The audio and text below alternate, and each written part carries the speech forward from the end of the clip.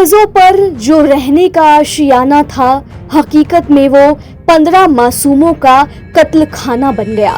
लखनऊ में चीखते बच्चे, पहली मंजिल से नीचे कूदते, दम घुट रहा था, जिंदगी की आखिरी सांस के लिए जंग चल रही थी।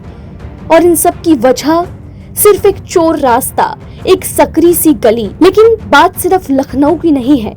इस खौफनाक मंजर के बाद मध्य प्रदेश के ग्वालियर में जिला प्रशासन शायद खराटे ले रहा है और मौत की इन दुकानों को खुली छूट देकर किसी बड़ी अनहोनी का इंतजार कर रहा है। लखनऊ के अलीगंज में जब मौत का तांडव हुआ तो उसकी तपिश मध्य प्रदेश के ग्वालियर तक पहुंच गई। कल तक जो अधिकारी नियमों की फाइलों पर कुंडली मारकर बैठे थे, आज वो लाव लश्कर लेकर सड़कों पर उतरे। मौत की उन दुकानों पर ताबड़तोड़ ताले लटके मिले हैं जिन्हें कोचिंग सेंटर कहा जाता था। लेकिन सवाल वही है कि क्या जागने के लिए या कोचिंग सेंटर के निरीक्षण करने के लिए हमेशा लाशों का इंतजार करना जरूरी है? ग्वालियर के कोचिंग हब्स का क्या हाल है? इन कोचिंग हब्स का हाल आज भी वैसा ही खस्ता हाल और डरावना बना हुआ है। तंग गलियां, संकरी इमारतें और नियमों को पैरों तले कुचलकर धड़ल्ले से चल रही ये क्लासें। यहाँ के अधिकांश सेंटरों के क्या हाल है, ये आप इस रिपोर्ट में देखिए। जहाँ सैकड़ों बच्चों को भेड़ बकरियों की तरह ऐसे कमरों में ठूस दिया जाता है, जहाँ अंदर जाने और बाहर आने का सिर्फ एक ही संकरा रास्ता है। खुदा न खास्ता अगर यहाँ लखनऊ जैसा कुछ हुआ तो शायद बच्चों को भागने तक का मौका न मिले। शायद वो भी किसी बड़े हादसे की तारीख का इंतजार कर रहा है। जब इस खस्ताहाल व्यवस्था और बच्चों की जिंदगी से हो रहे खिलवाड़ पर इन कुर्सियों पर बैठे जिम्मेदारों से सवाल किया गया तो उनके जवाब क्या थे, ये आप खुद ही सुन लीजिए। सुनिए इन जिम्मेदारों के वो बयान जो खुद में एक बड़ा सवाल है। नहीं, हमारे कोई बच्चे नहीं थे। वरदानी क्लासेस का एक भी सिंगल बच्चा नहीं था, क्योंकि हमारे मॉर्निंग में क्लास लगती है। बाकायदा हमारे यहाँ नीचे आए वरदानी क्लासेस पे, हमने पूरे उनको सेफ्टी इक्विपमेंट्स दिखाए सारे। उनका ये कहना था कि एक हमने जो डोर होता है एग्जिट डोर, वो भी हमने दिखाया कि कैसे एग्जिट के लिए भी हमने डोर दिया हुआ है, कैसे हमने फायर सेफ्टी इक्विपमेंट भी दिए हुए हैं हमारे पास। उन्होंने बोला कि आपके पास संख्या ज्यादा हो जाती है तो फिर कैसे, तो हमने 2-2, 3-3 फायर उसको उनको सिलेंडर्स दिखाए कि किस तरीके से। उन्होंने फिर डेट चेक करी तो डेट भी उनको नई प्राप्त हुई। तो हमारी तरफ से बिल्कुल कोई प्रॉब्लम नहीं थी, क्योंकि हमारी तरफ से 1% की प्रॉब्लम नहीं है। हमने पूरे, हमारे कोई भी एक सिंगल भी बच्चा हमारा नहीं था। हमारी नीचे ग्राउंड फ्लोर पे चलती है हमारा सिंगल, क्योंकि हमारे अभी क्योंकि बच्चों की छुट्टी चल रही है तो हमारा एक भी सिंगल बैच मॉर्निंग में नहीं लग रहा है। तो वो सॉरी इवनिंग में नहीं लग रहा है, सारे बैचेस मॉर्निंग में लग रहे हैं। ठीक है, उसके बाद जैसे ही आपकी 1 तारीख होगी तो इवनिंग में भी बैच चलने लगेंगे। हमारे एक नॉर्मल रूटीन के तहत हमने कोचिंग को जो है ऑफ किया था। मेरा नाम है डॉक्टर करण वरदानी, वरदानी क्लासेस का मैं डायरेक्टर हूँ। जिम के अंदर आपकी कोचिंग के बच्चे मिले हैं? नहीं, हमारा कोई भी सिंगल बच्चा मैं आपको बता देता हूँ हमारा नहीं, मैं बता देता हूँ, सिर्फ मेरे 2 बच्चे जिम पे नहीं, मैं आपको बता देता हूँ मेरे जो 2 बच्चे वो जिम करते हैं, उनकी उसकी सुबह उनकी कोचिंग छुट्टी हो गई तो उसके बाद उन्होंने जो जिम वगैरह या उनका लाइब्रेरी पढ़ते हो तो 2 बच्चे आपके अन्यथा हमारा मेरी बात सुनिए, सिर्फ लाइब्रेरी, मेरी बात सुनिए, मेरी छुट्टी हो चुकी है। नहीं, मेरी बात समझ लीजिए, हमारे यहाँ पर सिर्फ एक लाइब्रेरी जो के बच्चे अगर ऊपर पढ़ते हो तो अन्यथा हमारा, आप मुझे बताइए, हमारे यहाँ पर 250-300-400 बच्चे पढ़ते हैं क्या उसमें?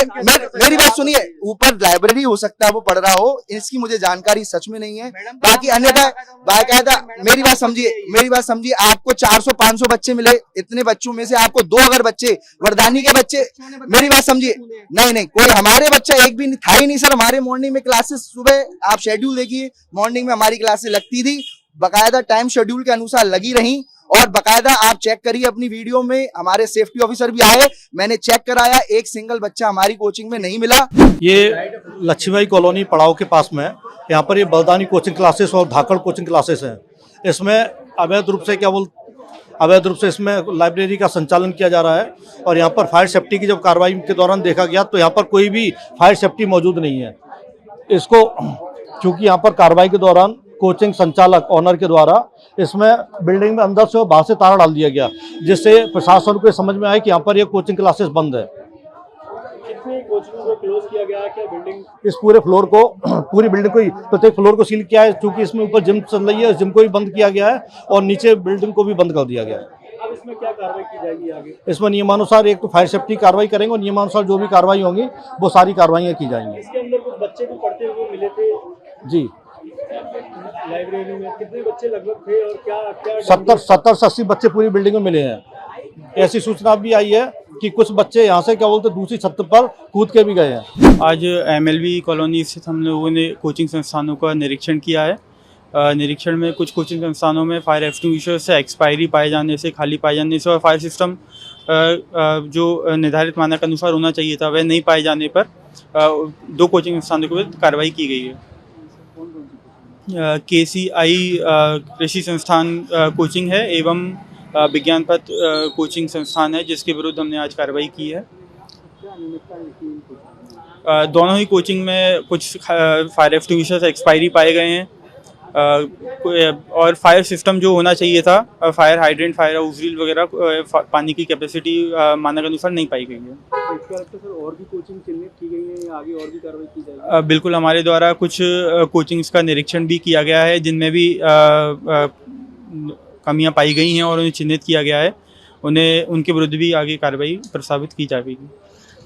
अभी क्या निर्देश दिए गए हैं कोचिंग जो अभी उनके हैं जो आपने कार्रवाई की है उनको, और अगर कोचिंग को क्या निर्देश दिए गए किस प्रकार से फायर सेफ्टी का यूज करना पड़ेगा? देखिए, हमने सभी को पूर्व में भी एवं हम सभी को निर्देश दे रहे हैं कि जो भी आपके द्वारा भवन में जो भी अनुरूप है, आप नेशनल बिल्डिंग कोड के अनुरूप जो भी सिस्टम आता है आप उनका पालन करें और जिससे उसमें रहवासी एवं विद्यार्थियों को सुरक्षित वातावरण मिल सके। सर, मेरे द्वारा जनहित में लंबे समय से शिकायत की गई, जिसमें जब दिल्ली में जो होटल का कांड हुआ था उसमें भी मैंने शिकायत की थी और मेरे साथी यश कंसाना जी के सहयोग से मैंने इस बार जो लखनऊ में घटना हुई इसको लेकर के मैंने शिकायत अभी दर्ज कराई थी, जनसुनवाई में भी दी थी।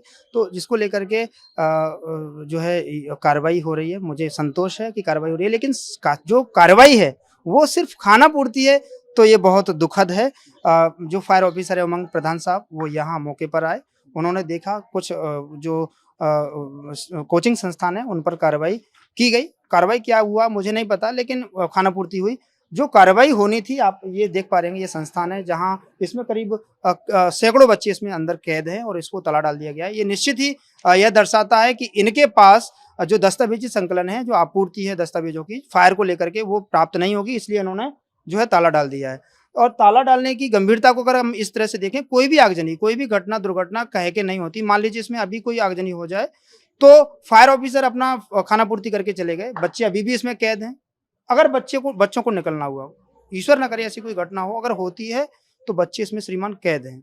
आप ऊपर से देखेंगे 5 माले मंजिल जो है इमारत है, इसमें लाइब्रेरी है, कोचिंग संस्थान है, एक नहीं कई कोचिंग संस्थान इसमें संचालित हैं। लेकिन बच्चों के हित को, बच्चों के जीवन को संकट में डाल करके सिर्फ 25-50 हज़ार का जो भी जुर्माना होता, उससे बचने के लिए सैकड़ों बच्चों के जीवन को जो है संकट में डाल के ताला डाल दिया गया है। अंदर से भी इसमें लॉक डला है, आप देख पा रहे होंगे, बाहर से भी इसमें लॉक डला है। तो और सबसे बड़ी गंभीर बात सर ये हो जाती है कि यहाँ फायर ऑफिसर ग्वालियर नगर निगम के जो अधिकारी हैं उमंग प्रधान साहब आए और उन्होंने इधर देखना भी पसंद नहीं करा। मीडिया साथियों ने बच्चों को देखा, बच्चे अब जो है अंदर छुपा दिए गए हैं। सर, गंभीर विषय है, ये खाना पूर्ति है। तो दोस्तों, अवैध कोचिंग सेंटर पर प्रशासन का यह हथौड़ा चलना बेहद जरूरी था और देर से ही सही ग्वालियर पुलिस और प्रशासन ने इन जगहों को बंद करना जरूरी समझा। लेकिन सवाल तो ये है कि आखिर हमारे सिस्टम को जागने के लिए क्यों किसी बड़े हादसे का इंतजार रहता है? क्या ये कार्रवाई परमानेंट होगी या कुछ दिनों बाद ये सील खोल दिए जाएंगे और खेल फिर से शुरू हो जाएगा? तो इस ताबड़तोड़ एक्शन और सीलिंग की कार्रवाई पर आपका क्या कहना है, कमेंट करके जरूर बताइए।